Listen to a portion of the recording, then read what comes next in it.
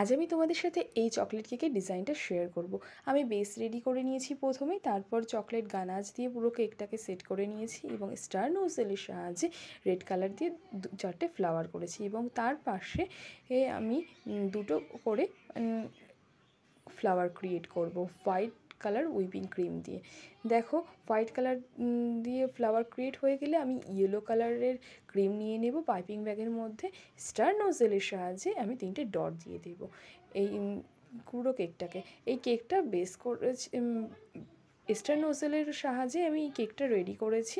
দেখো তোমাদের ভালো লাগবে। আর লিফ নোজেলও ইউজ করেছি। দেখো কেকটাকে ভরাট করার জন্য, দেখতে ভালো লাগার জন্য আমি লিফ নোজেলের সাহায্যে কতগুলো লিফ ক্রিয়েট করেছি।